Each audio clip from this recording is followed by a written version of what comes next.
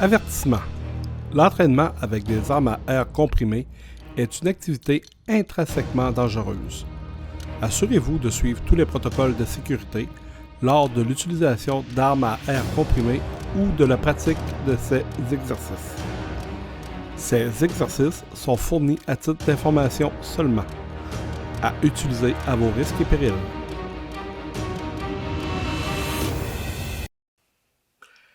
Bonjour à tous. Aujourd'hui, je vous parlerai de mon entraînement dans le sous-sol pour cet hiver avec un pistolet à plomb.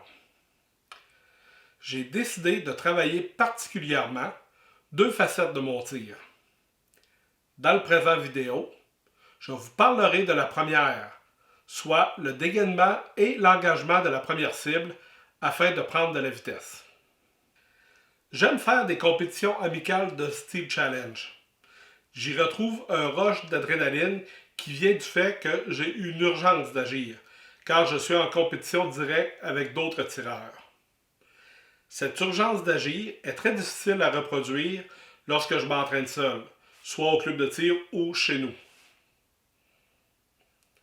Qu'est-ce que l'urgence d'agir? C'est simplement l'idée d'avoir une tâche à effectuer et de désirer la faire le plus rapidement et efficacement possible. Quand je tire normalement, je prends le temps de faire les choses. Dégainer mon arme, prendre ma visée, tirer, recharger l'arme, etc. Je le fais confortablement, à mon rythme, sans me presser, car je n'ai pas l'urgence d'agir. Pourquoi prendre de la vitesse? Spécialement pour améliorer mes performances au style challenge. En situation d'urgence d'agir, améliorer ma vitesse d'exécution est importante. Le style challenge, une compétition qui consiste à tirer 5 cibles métalliques dans un ordre préétabli le plus rapidement possible, en est un bon exemple. Je vous mets un lien ici vers une vidéo que j'ai fait là, qui va vous présenter un peu plus en détail le style challenge. Donc, j'ai une cible à 4 mètres, soit à peu près une quinzaine de pieds, et l'exercice consiste à dégainer et tirer un coup sur la cible. Pour ce faire, on a quelques étapes que je vais vous démontrer ici.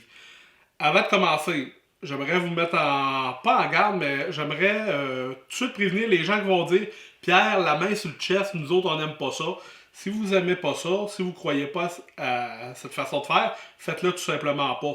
Moi, de la façon que je l'ai appris, sur une vidéo de la NRA que je vais vous mettre aussi en lien à quelque part ici, le monsieur mettait la main sur le chest pour faire ces étapes-là. Puis je trouvais ça logique, qu'est-ce qu'il me disait. Il nous disait que la première raison pourquoi il le faisait comme ça, c'était que moins de risque de blessure parce qu'on ne se retrouve pas avec une main là en dégainant pour pouvoir se pogner la main si jamais il y a une décharge accidentelle. Deuxième chose aussi, c'est qu'il sait exactement où est sa main quand il fait l'exercice. Donc, on a notre cible à 4 mètres. On est en position là, on est en position ready. Donc, les jambes on est de façon confortable. Première étape, grip chest. Donc, on agrippe notre arme, puis on met notre main sur le chest. Deuxième étape, drop chest. Donc, on dégaine notre arme. Troisième étape, rotate chest. On fait juste faire une rotation de notre arme, toujours en direction de la cible. Joint. C'est là qu'on vient chercher notre autre main. Donc, quand on part de rotate, à joint, on est déjà comme dessus. Fait que ça va mieux de ce sens-là. Extend. C'est un peu la difficulté de cet exercice-là. En faisant le mouvement extend, on est censé arriver avec notre side picture dans la cible qu'on regarde. Donc, c'est l'exercice, c'est le bout le plus compliqué à faire. Tire, tic. Donc, recover, on ramène. Et holster chest. Donc, on se remet la main sur le chest et on remet au holster. Quand on vient un peu plus habitué, on peut même se permettre de remettre au holster sans regarder, ce qui est encore meilleur. Donc, on le refait un petit peu plus vite. Cible à 15 pieds. grip chest, draw chest, rotate chest, joint, extend, tire, recover, holster chest. Donc, c'est ce que j'ai à faire. Maintenant, on va le faire en tirant pour de vrai. Donc, on est rendu au vrai tir. Lunettes de sécurité pour éviter les ricochets.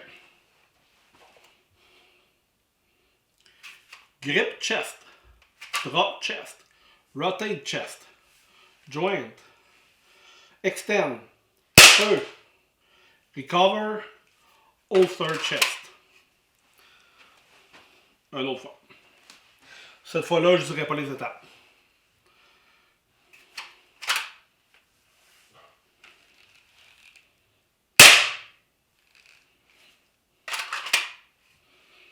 Comme vous le voyez, c'est pas mauvais. Mais je veux prendre encore un peu de vitesse. Pour m'y aider, je vais me servir d'une application sur mon téléphone qui s'appelle Dry Practice Drill. Vous pouvez vous servir aussi d'un timer conçu à cet effet, mais je ne possède pas cet appareil-là. Donc, commençons à 3 secondes et gardons le focus sur la prise de l'arme, la sortie de l'étui, la poussée vers la cible, la prise du side picture, le doigt sur la détente et tirer une fouet. Ça fait beaucoup de choses à retenir pour un 3 secondes. Donc, on l'essaye.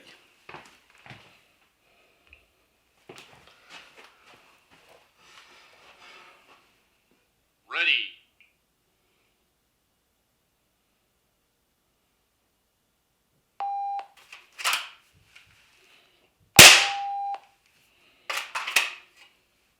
Une autre fois. Ready.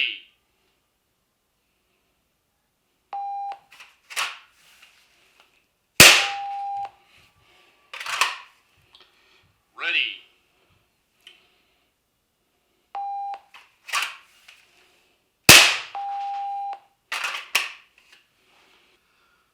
Vous vous êtes sûrement rendu compte que c'était quand même assez compliqué à faire. Ça a l'air simple comme ça, mais je peux vous garantir que si vous suivez toutes les étapes pour le faire correctement, c'est beaucoup plus facile à dire qu'à faire. Une fois que je vais être à l'aise pour engager ma cible correctement en bas de 3 secondes, je vais commencer à retrancher des demi-secondes sur mon temps pour arriver, je l'espère, d'ici la fin de l'hiver, à 1 seconde et peut-être moins. Mais ça, c'est une autre histoire.